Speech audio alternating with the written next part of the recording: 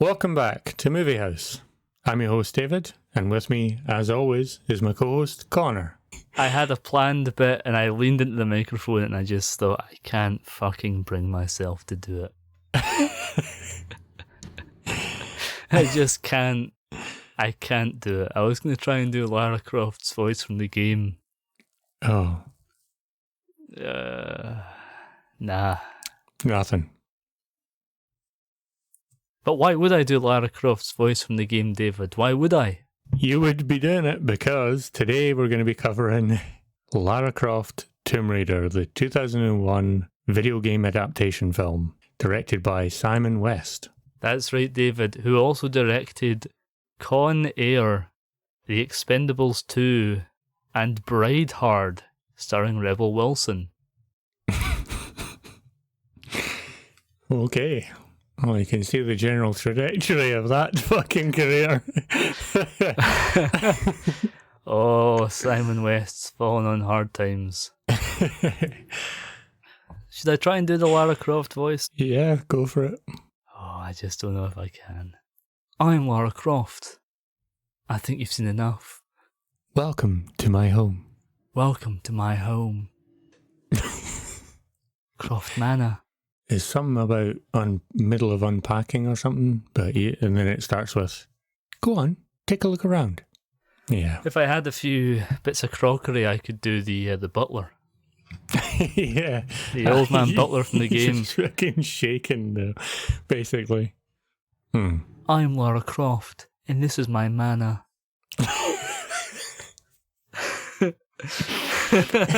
Well, welcome to a very special episode of MTV Cribs. Oh. Oh. I was gonna say we're keeping. I was gonna say take a look around, but I think if I do that, I'm gonna go into my Fred Durst. Yeah.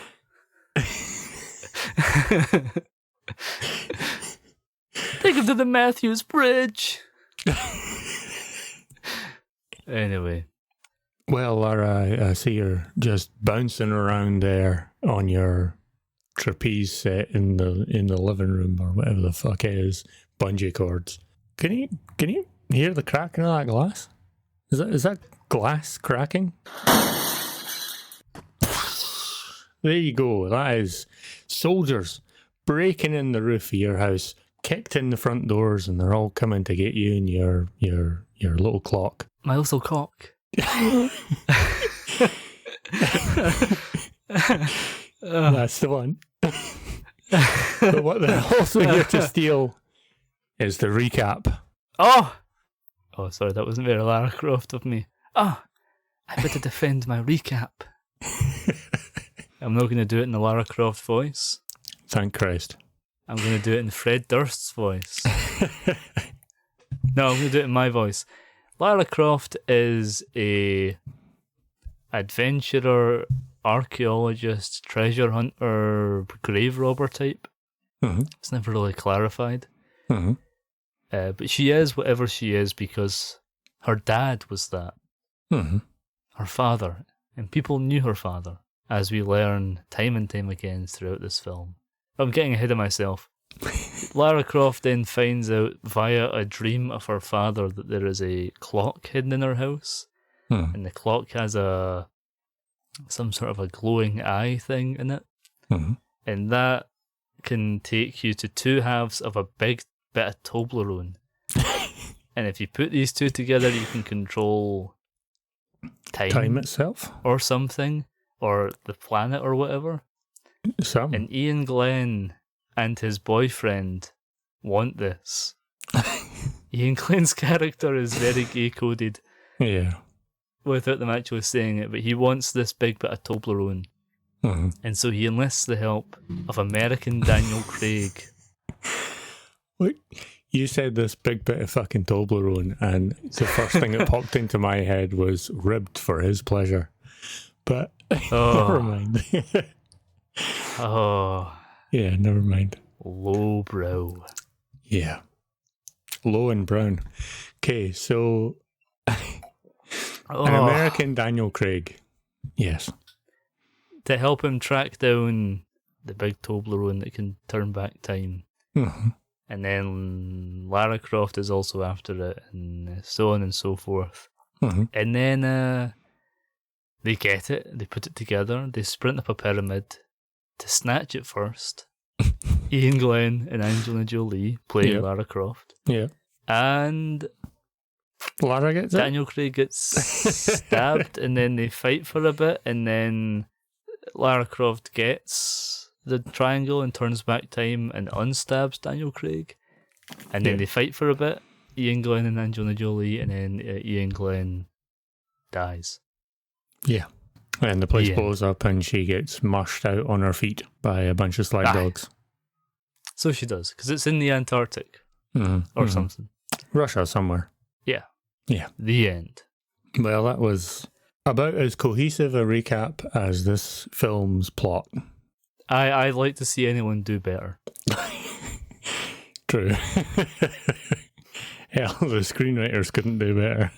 So, Connor, what do you think about this film? What are your first impressions of this film? Look, when I was a little boy, I collected trading cards with chewing gum of this film. Mm-hmm. I remember those trading cards. I owned the film on VHS. I wore the VHS tape out. Mm-hmm. I haven't seen the film. One particular scene, I'm sure. The robot scene, yes. Mm. I haven't seen the film for 15 to 20 years, right? Yeah. And I didn't remember most of it. Right. Yeah. What does that tell you about the quality of Lara Croft Tomb Raider? A mostly forgetful film, I would say. Yeah. Yeah. Just fine. Yeah, that's fair. That's pretty valid. Well, Connor, I think that the film, you're right enough in the fact that it is quite a forgettable film. I owned it on VHS time ago. At one point I did have a DVD of it, but I think it was pirated. So one of those you picked up in a charity shop, and it had clearly someone printed out the cover for it, and it was an unmarked DVD and all that shit. They're the kind of things that charity shops shouldn't be selling, but whatever. Anyway, so yeah, that died, and for this, I bought it on a streaming service. So this is the first time I've watched it in probably about 15 years, I think, since I watched this one. For this episode, David, I bought it and its sequel on 4K Ultra High Definition Blu-ray. Yeah, you definitely put in a bit more effort on that one. When I was watching this film, let me tell you, I was really watching it. You were in it? I saw. Aside from when I was looking at my phone, which was a lot of the time. No, I'm just fucking joking. Aside from when I was looking at my notebook to take down notes. Oh, more than I've done as well. 6 pages worth. 6 pages worth of notes. Nice. Doing well. As a young boy, I think I would have been starting high school when this came out. In primary school, I was a bit of a loner kid, right? And so I used to go around pretending I was like in Tomb Raider in the playground. I used to do the same thing, but with Siphon Filter. Right. Nice. They haven't made a big screen adaptation of Siphon Filter yet. No, they have not. I'm sure it's in the works. Probably. But and that was from like the games. You know, I was a big fan of the games. Mm-hmm. I'm a big fan of the games. And when this came out, I felt like it was a good film at the time. Being that I was a fairly young individual at the time that I was first playing the original Tomb Raider games, the triangle titties never really did much to me to start with. Right. It didn't really make a difference to me. It was just kind of funny. You weren't trying to put in that code, the infamous code that didn't exist, that would make Lara Croft's clothes come off. No, not until many years later. Probably after this film came out, actually. Which might have been the turning point for Lara Croft being quite a sexual individual, I guess. In your eyes? In my eyes, in my preteen eyes, because of the fact that, that was about as much as you had ever, well, for me anyway, that was about as much as you'd ever actually seen of a woman. The side boob of Angelina Jolie. Angelina, what did you call her? Angelina Jolie. So, yeah. I have something to contribute to this conversation. Oh, good. Regarding Angelina Jolie's chest. Mm-hmm. Did you notice that it's fake? Yeah.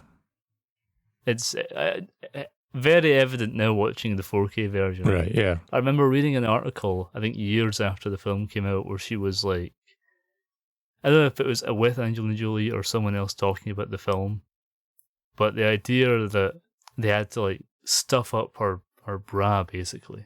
Mm-hmm. Yeah, she was like a 35C and they stuffed her to a 35 double D. I don't know, you had her measurements written down there. Is that your only note for the film? It's my only note for the entire film. Because I noticed the padding. And I looked up the reason for the padding. Because I remember seeing something years later, similar to yourself, I think. I remember seeing something about that. But yeah, that was the only note that I had. My God. But yeah, I would say that now, rewatching the film now, obviously I didn't watch it in 4K Ultra or anything like that, which would be a different experience than watching it just like high definition streaming, which is what I did. Was it on a laptop screen? No. It was on TV, 50-inch TV. All right, it's still first time seeing it in HD. Yeah. For both of us. Yeah. There was a lot of unnecessary action, but I wasn't really annoyed about it. I guess it was... I actually didn't mind the unnecessary action. Yeah. You mentioned already, and I promise this is the last time we'll talk on this. Okay. I did feel... I noticed how unnecessary the shower sequence is near the beginning of the film. Yeah. Especially when you consider that the same scene in the games that you're adapting, Lara's about to go for a shower and she says, "I think you've seen enough," and slaps the player away. Yeah. Yeah. And then she showers obviously off screen. Yeah. Yeah. She's in a bathing suit. Before she goes into the shower, I believe. Right. Yeah, it's like I don't know. That sort of struck me the wrong way. Yeah.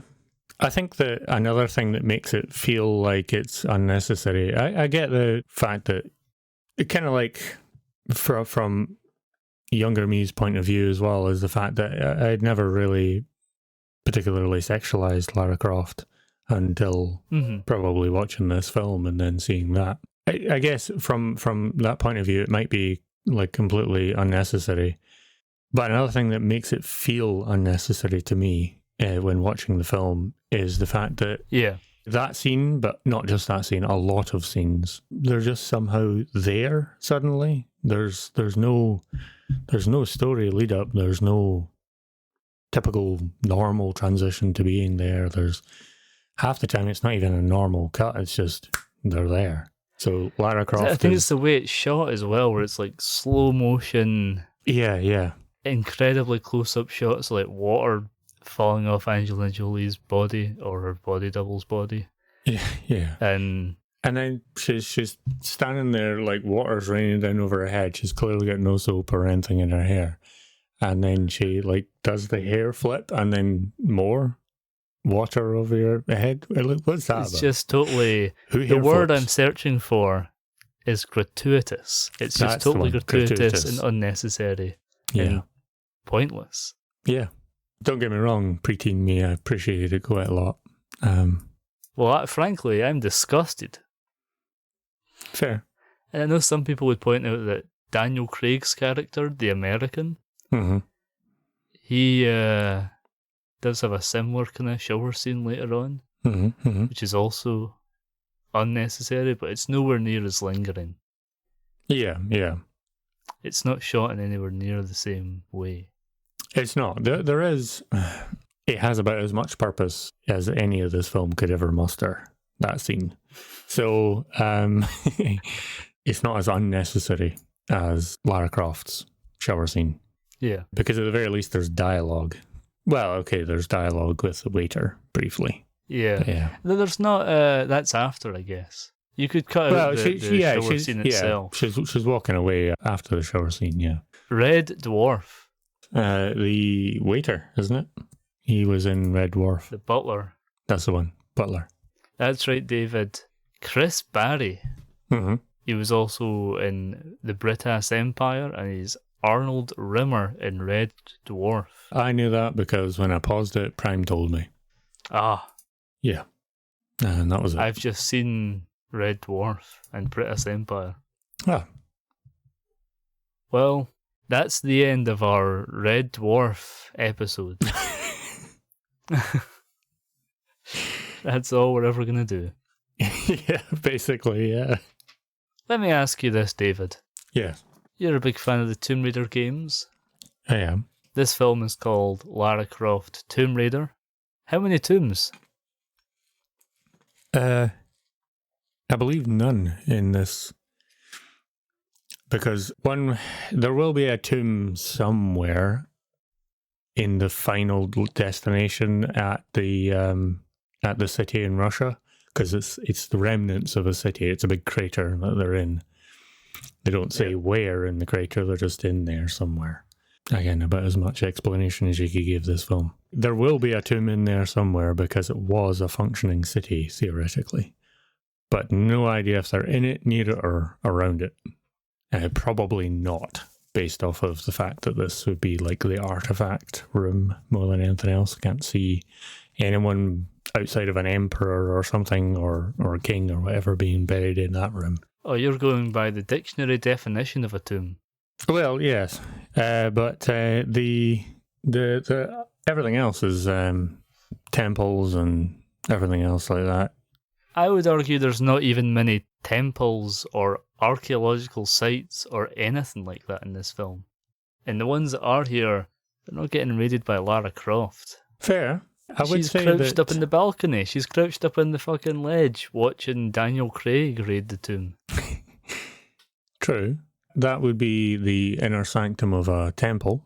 And to be fair, if they weren't there, she would have raided the tomb. They just got there first. Yeah, but she doesn't. She doesn't raid any tombs in this film. Also, she kind of gets there at the same time as them anyway. If she gets there slightly before them and then they filter in, and that's when she jumps up into the rafters. Well, she's already in the rafters, isn't she?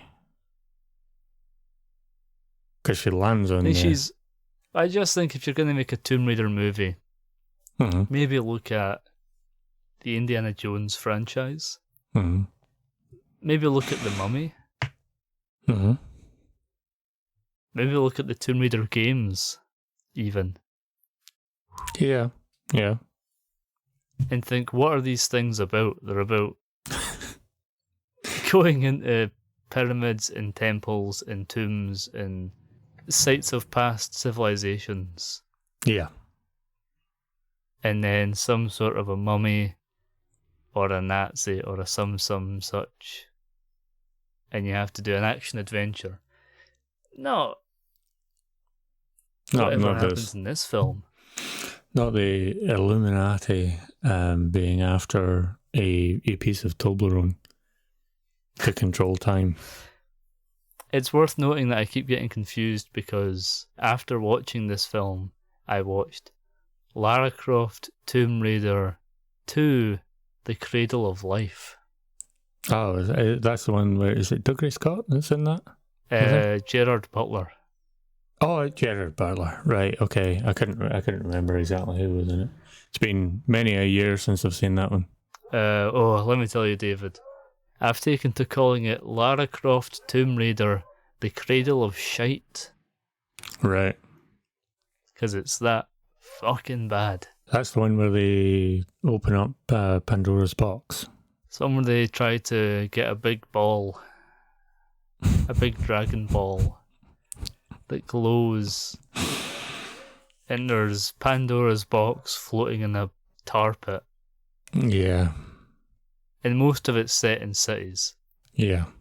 There's no tombs in that one. There's no temples. There's no nothing. Not even being raided by other people. No. Very good. I just feel like it doesn't really fulfill on the promise of what the film should be. What are we doing? What are we talking about next? Lara Croft, I believe, Tomb Raider. I believe you have at the very least... You're just going to throw it to my notes, is it? Going to tell me to read up my fucking notes. Is that what your next segment is? That's exactly what I'm going to say. I believe you made some notes there, Connor. Are you wanting to elucidate a little bit on that one? You wanting to shed a bit of light, David, on the notes you took? As a fan... David, as a fan of the video games, what did you think of the giant robot fight at the beginning of the movie? So in relation to the games or just in general? Just in general. In general, I quite like the fight. If you look at it as like an okay for the time, especially. A lot of films then weren't quite so. You didn't have the realistic style of action film that you do now with likes of John Wick or whatever. Well, this is right after The Matrix.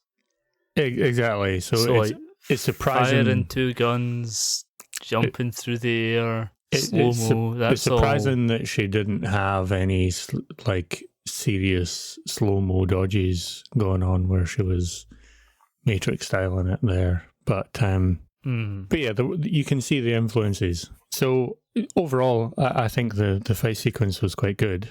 Yeah, it is one of the better ones in the film, in my opinion, cinematically. Which is saying something. Oh, I know. If I'm comparing that to the games, I would say that that doesn't really fit in the Tomb Raider world. Never comes back again either. No. I think they try to activate the robot. Yeah. During the invasion of the manor, and it doesn't work. Yeah, it's not fully repaired because she still shot it up with live ammo. But it does come back right at the very end. It's fully repaired and ready to go when she's dressed as a lady. Oh yeah, that's another thing that I didn't like about this film. The butler's whole thing about you have to present as a lady. And she's like... One thing I will say... Yeah. I'll give the film a compliment now. I think the changing of the butler from like a doddery old man to the guy from Red Dwarf. Yeah. And the addition of... I can't remember the actor's name. But he was in The Life Aquatic with Steve Zissou, the Wes Anderson film. Yeah. I think the addition of those two characters is great. Yeah. I think that overall, one of the stronger points for me for the film was, don't get me wrong, there's a lot of character flaws, in my opinion.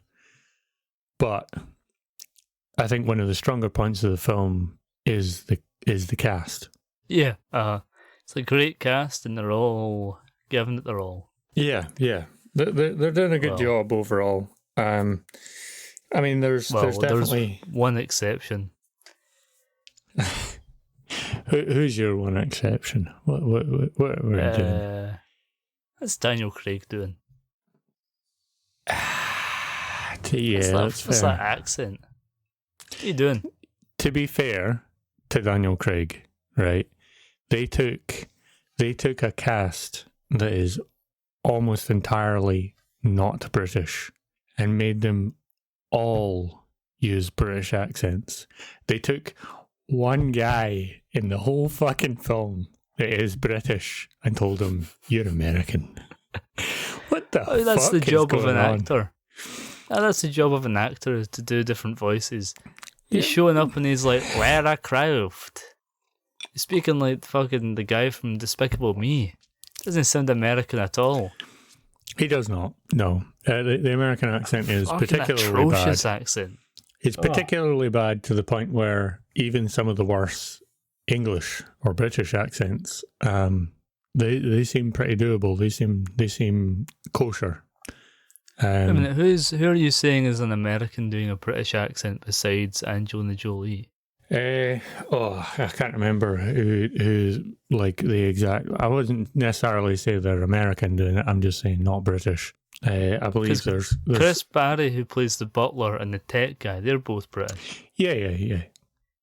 I think Ian Glenn is doing his normal voice. It's the same voice he has on Game of Thrones.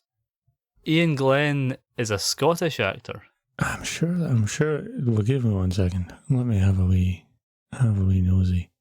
Ian Glenn plays the villain. Because I was certain that there was. He's also in the Resident Evil movies. There you go. He plays Alexander Isaacs. He's one of the bad scientists that Mila Jovovich gets into fights with.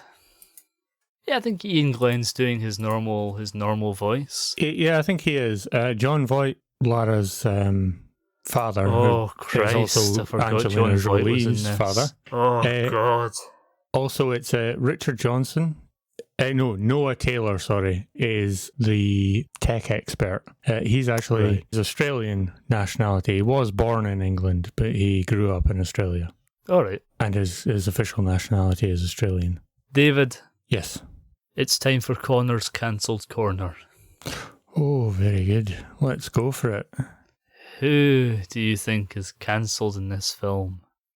Angelina Jolie? No, David. Okay, who? It's her father, her real-life father, John Voight. Of course. I should have known by the shudder that you gave when I brought him up.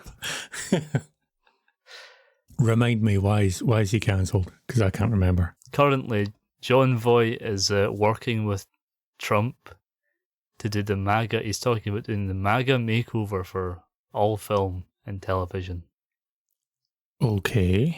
So John changing Voight, all film so that it fits in the MAGA narrative. Yeah. John Voight was also in the Baby Geniuses series of films. Okay. I don't remember those. And you haven't seen Baby Geniuses? I probably have seen them, but I don't remember them. Baby Genius. Early 2000s. Give me 1 second. Baby Genius. Oh. Okay. I've never seen them. I've never subjected myself, but I'm aware of them. Yeah, I've never seen these. Maybe a future movie house. Maybe. Or do the Baby Geniuses, the whole franchise. That'll be one hell of a cancel corner. So John Voight does blackface in the Baby Geniuses sequels. He also at one point dons makeup to make him look like an Asian man, including like stereotypical garb, and it does a racist accent. Okay. Right. Okay, I can see why he's cancelled. John Voight does blackface in Baby Geniuses 2. Right. Yeesh. That's the end of Connor's cancelled corner. While we're on the subject, why does the film recontextualize Lara Croft's entire identity? Not even as an archaeologist. I don't think she is in the film. As a person who goes to tombs sometimes allegedly raids them. Yeah. As being something that she does because her father did it. I'm not an expert on the games. I played the second game a lot as a kid, and I've kind of played here and there games across the franchise. Yeah. I don't think that's in the games. I don't think there's a mythical father figure in the original games on the PS1. who was Tomb Raider before Lara Croft. That it is actually the case a little bit. So Lara Croft's father in the games, in the first 4, the original 4, or the original series, I guess. He was an archaeologist, and he is a missing, potentially dead, probably dead archaeologist. I think in this he's just dead. He is dead. But what you notice if you look at his sort of gravestone, I guess, is lost but not forgotten, and it's the date he went missing officially, not the date he died. Aren't you forgetting that Ian Glenn shot him in the head? Oh no, he on a he cliffside. He died, and she finds out that he's definitely dead, and that is the case. But they didn't know that beforehand. The family didn't know in the film, and in general, they don't know whether or not he's actually dead for certain. He's assumed dead.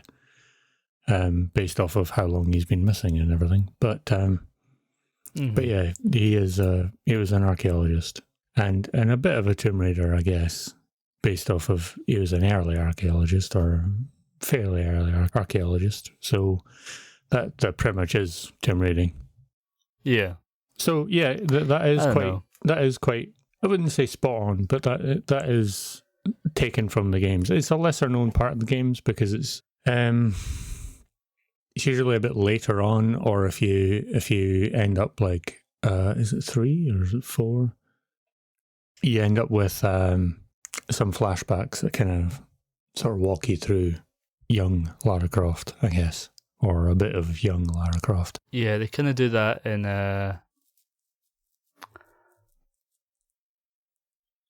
Shadow of the Tomb Raider. Oh my god. Yeah, you got there eventually. I do not like when games have titles like that. Just call it 2. Yes, they do that kind of thing in the more recent Tomb Raider franchise games, I guess. Yeah. I'm sending you now, David. I see you've received them. Photos of John Voight in Baby Geniuses 2, Super Baby Geniuses, and the Treasures of Egypt. Oh, Jesus Christ. Yeah. Yeah. Bear in mind, if I could take us back to Cancelled Corner for a second, bear in mind, this isn't like an obscure lost film from the 70s. No, this is not that it was okay in the 70s, but this is 2001? 2000? This is like 2005. Really? This is after Tomb Raider. Lara Croft Tomb Raider. Baby Geniuses and the Treasures of Egypt. Wait a minute. This is from 2014. Nah.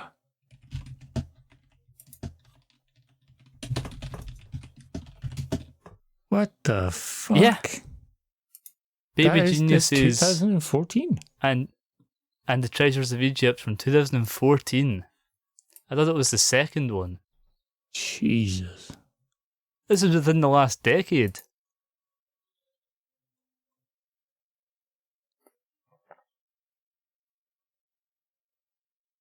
We're in stunned silence right now. I'm leaving all that in, of course.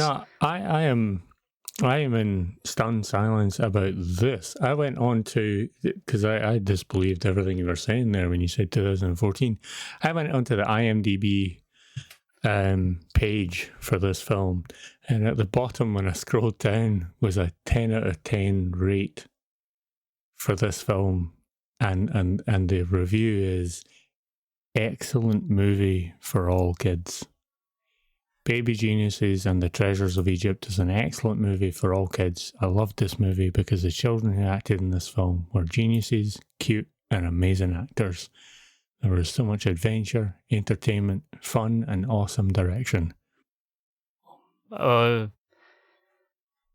I'm also in stunned silence. What the fuck is going on? This is, by the way, the 4th Baby Geniuses movie. Eesh. Okay, well, yeah, let's put a pin in that. Aye, please. We'll come back and cover all of those some other time. I guess the Baby Geniuses and the Treasures of Egypt is kind of like Lara Croft Tomb Raider. It's an adventure movie, probably. Yeah. So, you've obviously stated that you don't particularly like the fact that it doesn't seem to fit in with the game's sort of view of Lara Croft. Not so much that. I think the film leans on it way heavier than the games did. Yeah, that's fair. You can have a character as an adventurer like this, and they are inspired by their father, or their father was in the same field, but it's like her entire identity. That and every person, every 15 minutes, she's meeting someone, and she's like, "You're looking for your dad," and she goes, "You knew my father?"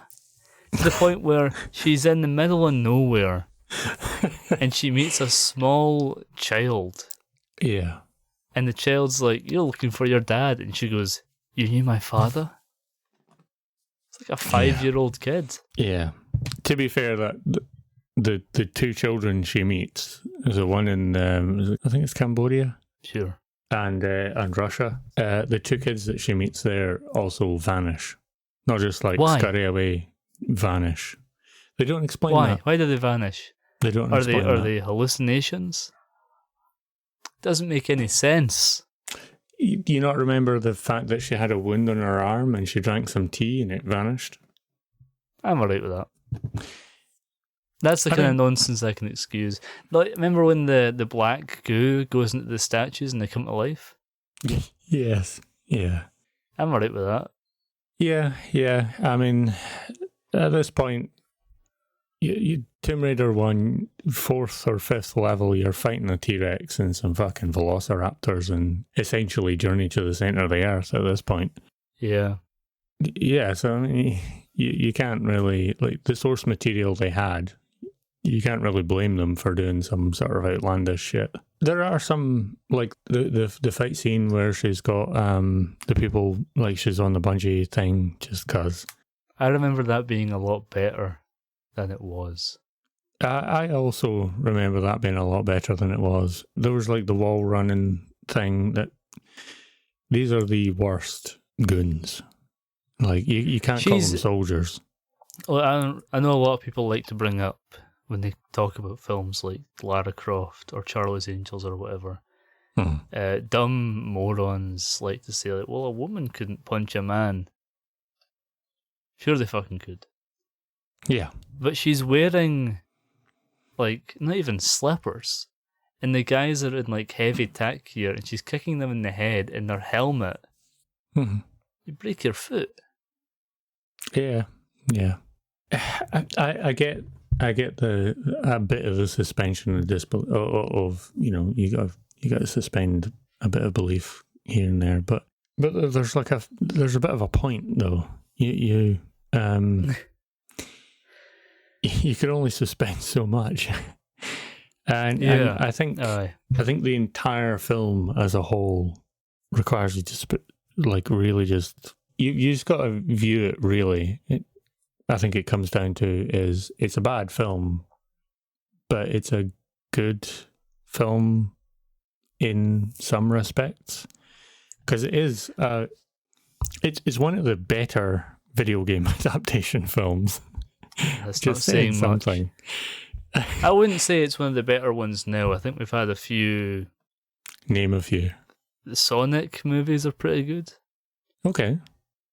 I'll give you that. Super Mario Bros. Was alright. Which one was that one? The Super Mario Bros. The new one with the animated one. Okay. I haven't seen a Minecraft movie. I also have not seen that. We should have went and seen it in the cinema and done an episode.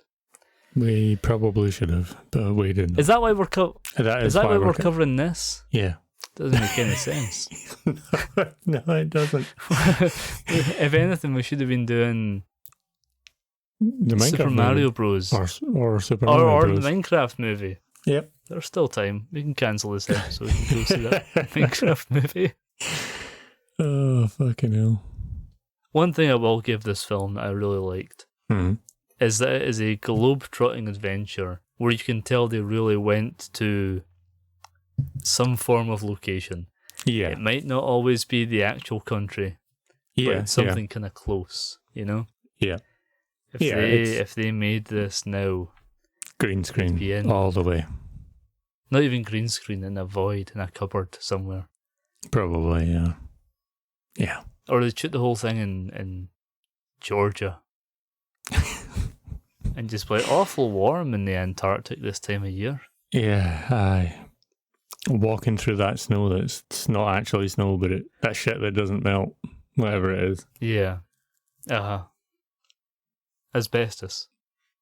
yeah, that's the stuff. Oh. Fucking hell. Yeah, it's that is good. I like that about that. I'm also not gonna lie. As soon as she got airdropped in on her Land Rover, or in her Land Rover Defender, I paused the film and I started Googling to see if I could find anyone selling that Land Rover Defender. Because I was like, that's pretty awesome. Didn't you just replace your car with a car and then replace that car with another car? I did indeed. But, I'm always open for another car. And this will need to be... Land Rover Defender from the Lara Croft Tomb Raider would be pretty awesome. Should we do ranking now? Yeah. That's a good point. I need to figure out where. I've got mine sussed. Okay, David, it's time for the ranking. This is a segment in the show where we rank the movie we're covering in the episode against every other film that we've covered so far on Movie House. That's 11 films. Mm-hmm. We each have our own ranking. I think collectively, first place is the same. Yeah. And so It's a Wonderful place. Life. And last place is also the same. Joker 2019. Yep. Okay, Connor. Are you wanting to go first, or will I? I think you went first the last time with the Final Destination. Sure, David. Lara Croft Tomb Raider for me slides into 8th place. Okay, yeah. So above Terrifier, but below The Wolfman. Yeah, I can see that. It was almost in 7th. It was pretty close, but. Well, Connor, we obviously had a similar strain of thought here going on because Lara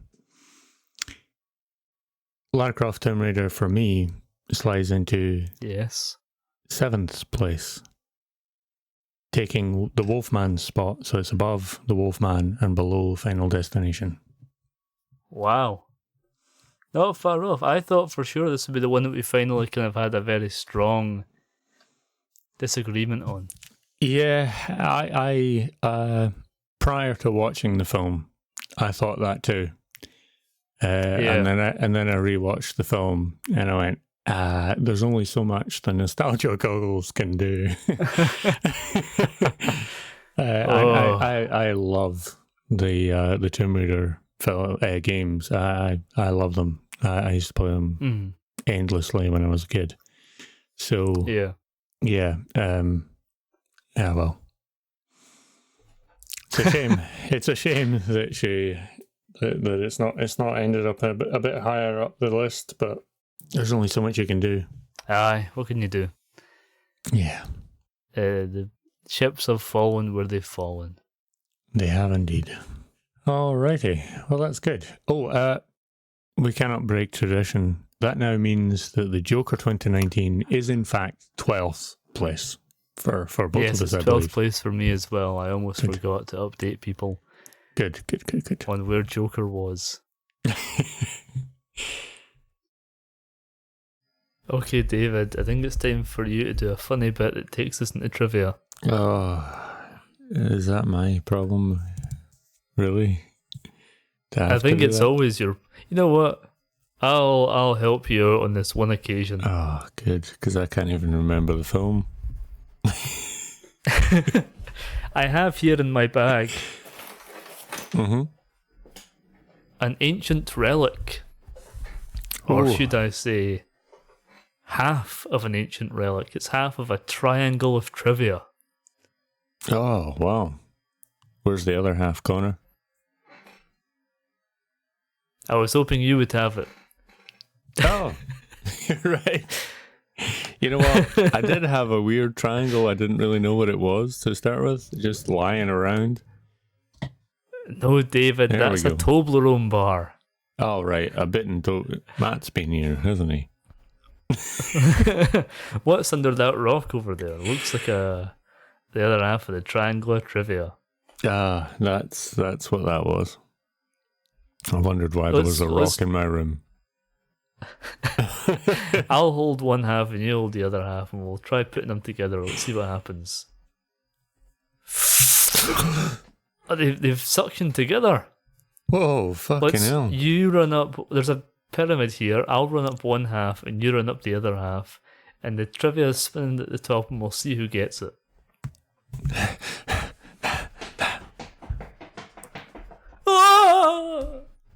I fell off the pyramid to my doom. And you got the trivia triangle. And also the cradle of life.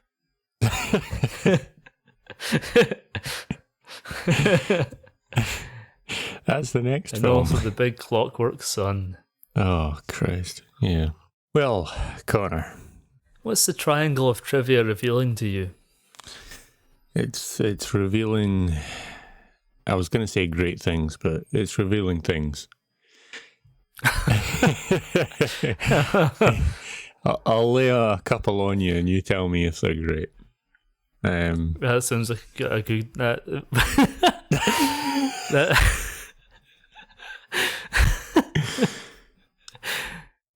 Try that one again. That sounds like a good idea, David. Okay, Connor.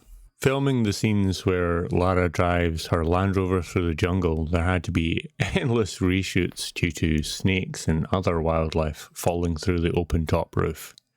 And Angelina Jolie herself was reported to be terrified. I did think that seemed like a stupid idea when she did it in the film.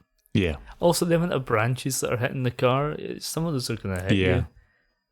Or they're going to break the windscreen or scratch it, or a koala's going to fall out of the tree and get butchered, smashed to pieces. Yeah.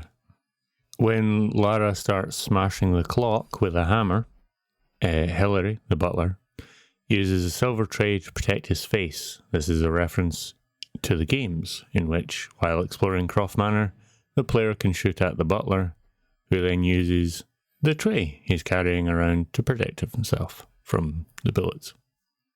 I've never tried to shoot the butler in Lara Croft Tomb Raider the game. I have also never tried to shoot the butler. Might be a kindness from putting him in the freezer though, but you know. I've done that a lot. Putting him in the freezer is nowhere near as cruel as shooting him. I've done it, at least it'd be quick. He's dead either way, let's face it. That old man is shaking like he's been in the freezer before he goes in the freezer. Oh, and she still makes him work. Yeah. Doesn't give him a day off. You know, he doesn't get as much credit as he should. I'm sure that tea is piping hot, despite the fact that you never see him leave for piping hot tea. For fresh tea. That's still hot tea. He's carting around after you. You never see him pour it either. No, you don't. You can't actually even interact or drink with it. Like you can't just pick up a cup and have a wee sip. Nothing. You don't even say thanks for the tea or anything. He's just rattling away, following you around. The only two interactions you can have are shoot him or lead him into a freezer and then backflip over him and lock the door. Yeah. They should have added the ability to drink the tea in the remake. Yeah. Or the remastering or whatever. Yeah. So Angelina Jolie apparently only agreed to do the film because of all the locations she would get to visit. She subsequently fell in love with Cambodia, leading her to move there and help with a minefield cleanup. Oh, a nice one. Yeah. Towards the end of the film, when Lara finds a pack of huskies, she says, "Aha."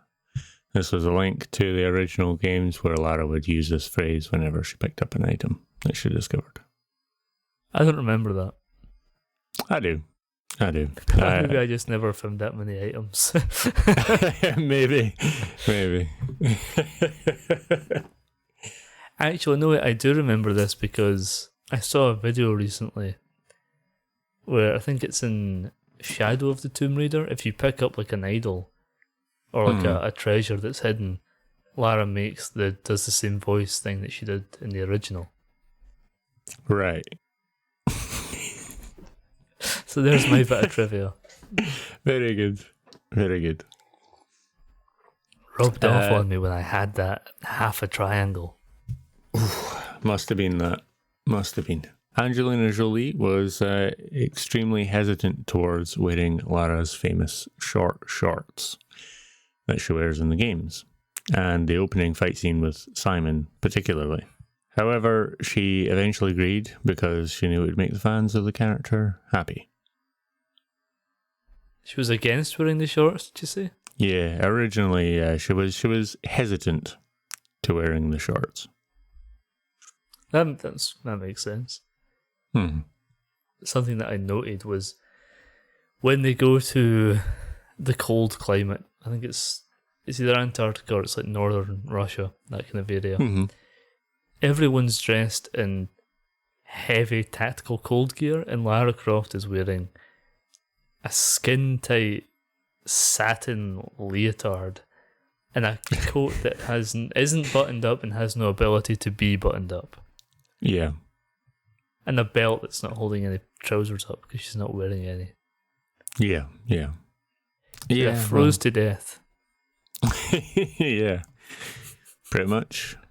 Angelina Jolie did her own bungee ballet, the fight scene.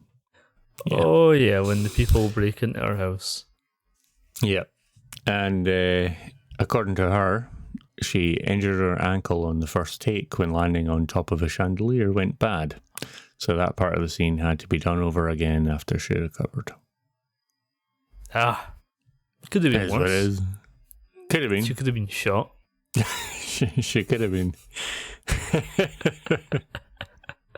The picture in the inset of Lara's father's pocket watch is of a girl that worked in the art department, according to Simon West. He reveals that in the director's commentary, apparently. Wow. I wonder if they're still working in the art department now. Yeah, no idea. Art department of what? Of the set? The studio? Probably the studio. Who made this? Is this Universal? Maybe? I want to say it was Universal or Paramount. Where would I find that information on here? Yeah, Wikipedia should have it. Paramount and Mutual Film, as well as. Oh, I wanted to mention this. I remember thinking when Mutual Film popped up on screen, who the fuck are Mutual Film? They also produced the second film, by the way. Did they? So they were around for at least a couple of years. Yeah. Apparently founded in 1989. And when did they go bankrupt? Okay. Maybe 2012? It's a bad year. Blue Ice. so they did Blue Ice in 92, 93, The Real McCoy, 95, 12 Monkeys, 95, Angus, 97, The Relic, 97, The Jackal, 97, The Ripper, 98, Hard Rain, 98, Primary Colours. 12 Monkeys is good. 98, Polly, 98, Black Dog, 98, Saving Private Ryan. Oh, I thought that was Amblin. Yeah, it's Amblin Entertainment, DreamWorks Pictures, Paramount Pictures, and these guys. Wow. 1998, God. A Simple Plan. 99, Virus. 99, Man on the Moon. 2000, Isn't She Great? 2000, Wonder Boys. 2000, The Patriot. 2001, Lara Croft Tomb Raider. Oh, Mel Gibson. Yeah. In the Man on the Moon, that's Jim Carrey. Yes, it is. 2003, Lara Croft Tomb Raider, The Cradle of Life.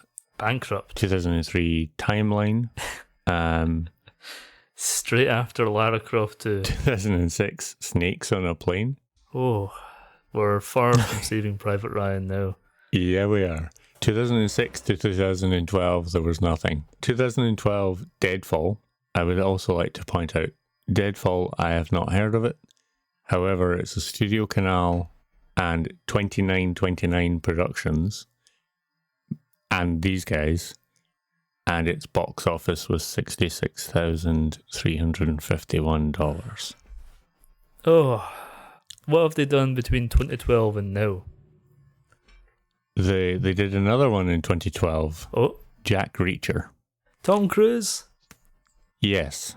So they went from the same year they did Deadfall, same year they did Jack Reacher, $218,340,595 box office. I think Jack Reacher did well enough to have a sequel. It did. Yeah, Jack Reacher 2, I believe.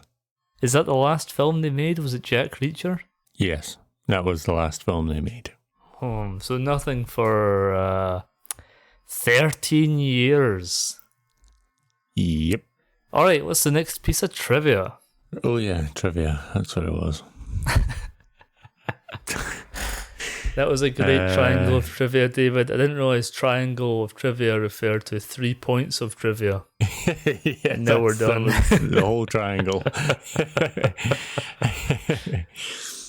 Angelina Jolie stated in an interview that she kept Lara's holsters and she has them at home. Oh, that's interesting. Yeah. I wonder if he has them on display. I have no idea. It doesn't say shit about it on the triangle. I'm just creating conversation. I'm just creating banter here. Yeah. She apparently also received weapons training from an instructor of the SAS. That would be Britain's Special Forces. It doesn't really show in the film that she's had any sort of real life training. True. Maybe it was the SAS's shit instructor. I mean, she's not reportedly a good shot anyway, as Lara Croft. Let's face it. Not when I'm playing, she's not. True. Oh, there's a little tie-in. I've just spotted another bit of trivia here. Oh. That ties Daniel Craig twice over to his 007 role. Because obviously himself being one of the ties to the James Bond franchise, but also the gun that Daniel Craig uses in The Tomb of the Dancing Light is a Walther P99, the signature weapon of James Bond, before James Bond switches back to the PPK. And the next time Daniel Craig is on screen using that weapon again is as 007 in Casino Royale. It's like they knew. It is indeed. I mean, they didn't, because this is 4 or 5 years beforehand. But it's like they did. It's like they did. Yeah, it's like it. Yeah, yep. Is that your last bit of trivia, David? Not quite. Angelina Jolie trained for 6 months to get in shape for the film. No, that's dedication. Nowadays, she would just be pumped full of steroids. Pumped full of steroids and given a nice wee tapeworm to get off that weight. Oh, you're right. Last piece of trivia here, Connor. Hit me with it. According to director Simon West, the shower scene was difficult to shoot, as Angelina Jolie has many tattoos on her body which were difficult to avoid filming in a particularly naked scene. Why didn't you just cut the scene out? That's exactly why I'm including this bit of trivia, is because Simon West, you're the one that decided to have this fucking scene here. So why would you... Or use a body double, or get some sort of tattoo covering makeup. I don't know. That's what they did actually end up doing. Jeez. They did actually have to cover up some tattoos because she had a particularly large tattoo in her arm. And you can actually see the makeup, especially in the shower scene, obviously with the steam of the water and everything, the makeup. I wasn't looking at her arms, I'll tell you that much. True, but if you did get glare at her arms, then you would probably see the makeup. Isn't one of her tattoos in the film the one on her shoulder or something? Yes, there's a tattoo on her shoulder, yeah. Aye. Don't remember if that's supposed to be there or if that's actually Angelina Jolie's tattoo. I have no idea. Maybe I'm thinking of Wanted. Maybe. She has a lot of tattoos on Wanted. Maybe I'm thinking of Hackers. I really don't remember if she has any then. Maybe I'm thinking of Gia. Yeah, I think of Gia fairly often. Well, not anymore. I'm not that young. Maybe I'm thinking when I was a teenager, Salt. I did. Salt's a pretty decent movie. Maybe I'm thinking of Mr. and Mrs. Smith. Probably not. Who is? Jennifer Aniston. Maybe I'm thinking of The Tourist. Oh, I missed your sly dig at Friends' own Jennifer Aniston. Yeah. All right, David. Yeah. Yes, Connor. Let's just do a quick wrap-up. Very good. Let's quickly go over some final thoughts, some things that we should cover that we haven't, or whatever. One thing that I feel like the film doesn't really get are the majority of its characters American or are they British? You've got Ian Glenn's character who's Scottish, right? Yeah. And his associate Mr. Pym who's English. You've got Lara and her butler who are both English. You've got the tech guy, the actor's Australian I think, but he's doing a English accent. Yeah, he's doing an English accent, yep. And then whenever any of the characters refer to any sort of money, they say dollars. Yeah. You know how many dollars this would be worth? Yeah. Like if you don't want to have the characters say how many pounds because you're worried that Americans will get confused, just have them say just have them say much money. Do you know how much money this is worth? Yeah, how much generic currency this could be worth. Was the Illuminati the concept of that? Was that a well-tread area prior to the release of this film? I know it was in the 2000s and the 2010s. Yeah. I don't know. I remember, obviously, I was quite young when this came out, but I do remember that thinking about it and being like, well, this is obviously just something that's made up at the time. So yeah, I think I thought the same when I was a little boy. Yeah, that they just made it up for the movie. Yeah. So yeah, I think it was a bit less known than definitely less known than it is now. Yeah. Did you notice that when Lara goes to visit the clock repairman? Yeah. She's like, I was wondering if you could tell me more about this clock because you're a clock expert. And she tells him a bunch of stuff that she knows about clocks and this clock, and he says nothing about clocks. Pretty much the only thing he does is, like every other character that meets Lara in this film, is he goes, "I knew your father." Yeah. He does nothing except from he passes on who she needs to talk to, although she already knows him anyway. Yeah, and it's not even who she actually needs to talk to. He sets her up. Yeah. Starts drinking himself half to death while apologizing to her, but only to the camera, not actually to her. Yeah.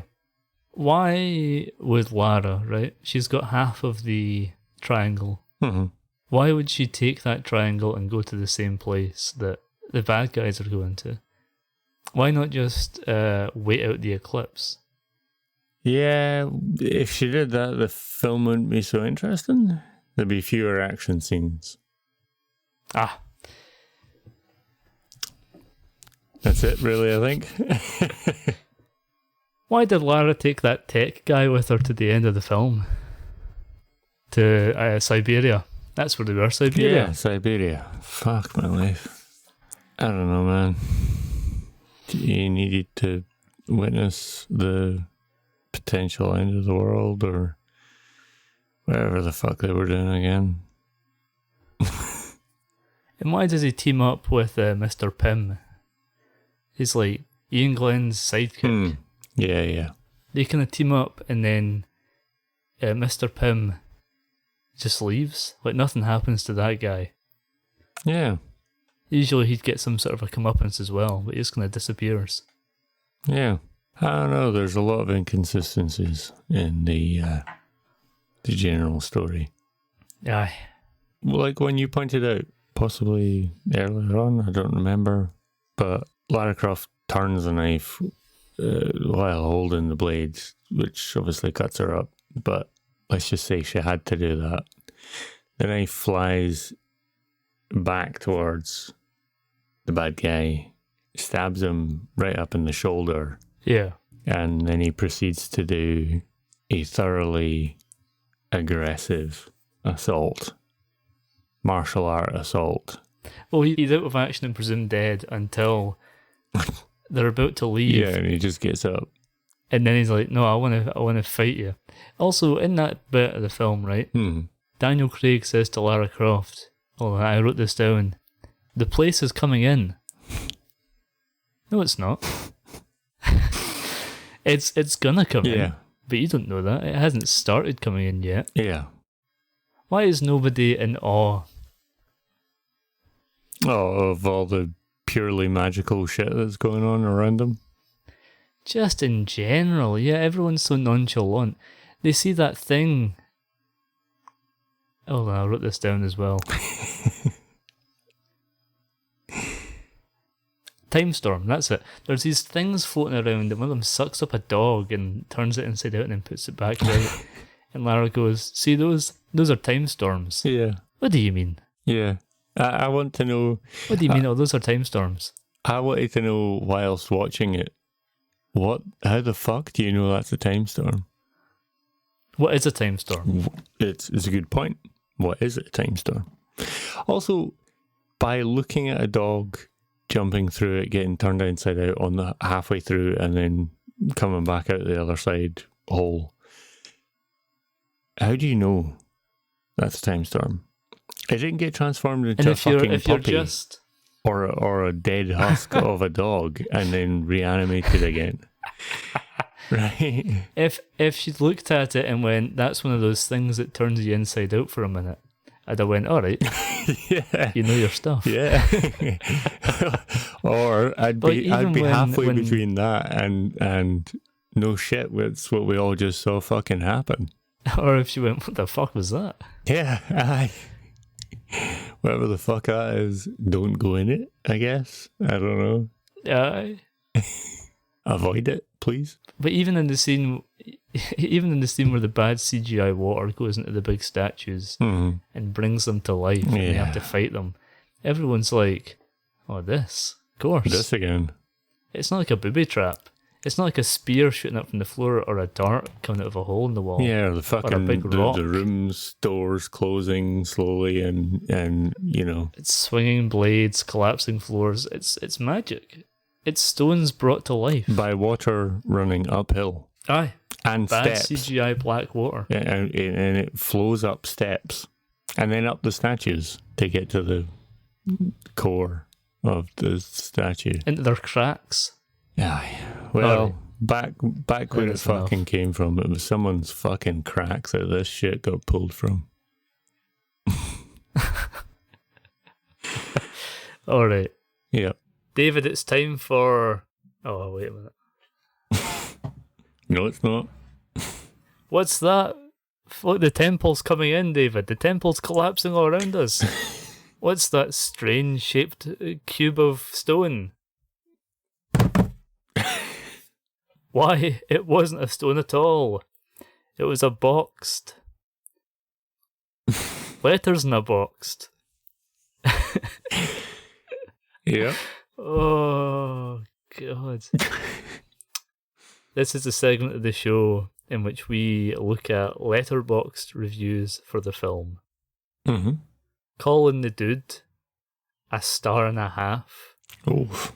Writes, this movie is so 2001 that if you watch it until the credits are over, the screen actually turns into a monolith and you morph into a star child fetus and float like a balloon into space.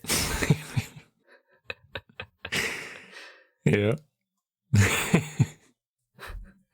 Megan gives the film 1 star and writes, big boobs. Yeah. Nathan Schaefer, 2 stars. Mm-hmm.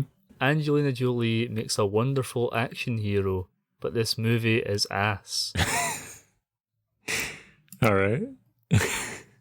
Daisy cat emoji. Mm-hmm. No stars. Yeah. Writes, I fucking hate movies. This sucks. Go to hell. Fuck. All right. And lastly, no stars but a big heart, so they like the film. Mm-hmm. I'm going to try and pronounce this username. Boo writes, every woman-led summer blockbuster action flick must star an assertive lead superhuman whose looks could kill if she didn't already, and because a yin needs its yang, we also need a meek and unassuring yet reliable technophile twink sidekick. She could easily snap his neck with her thighs, but she won't, even if she might joke about it. They have too much synergy together, and besides, the energy is far too platonic. Elsewhere, the energy is anything but. An intro fight scene involves her tussling a robot in a crypt, and every punch it throws elicits an equal and opposite grunt from her. Bonus points for avoiding one by spreading her legs aside. Jesus Christ. I expect nothing less from a movie with this title. It is one of the most 2000s films you will see, and sometimes that's exactly all a movie needs to be. Illuminati conspiracies involving Cambodian space relics aside. Actually, scratch that. Every film could use some of those. Nice. There's 3.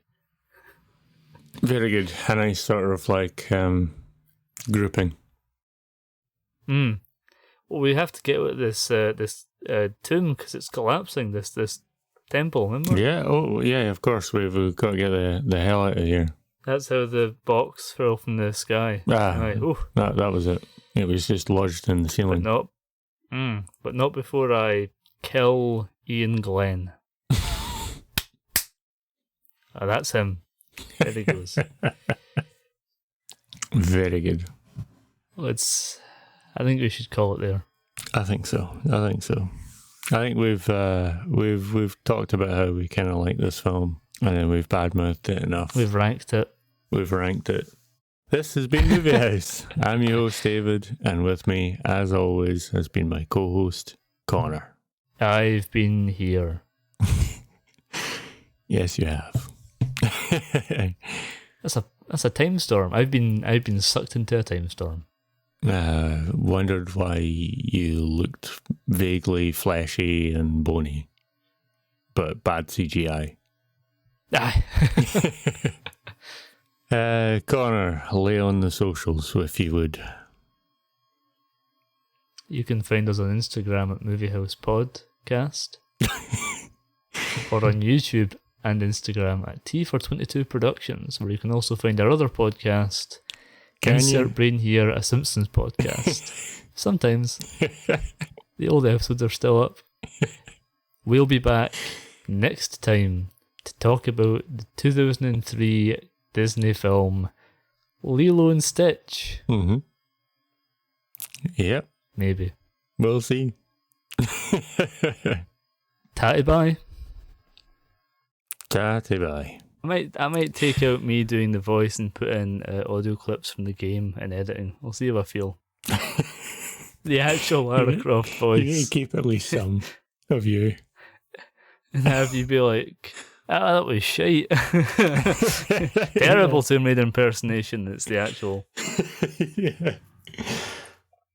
I'll find that you've gone on to, what's that fucking site where you pay celebrities to say stuff? Fiverr? No, not. Is it Fiverr?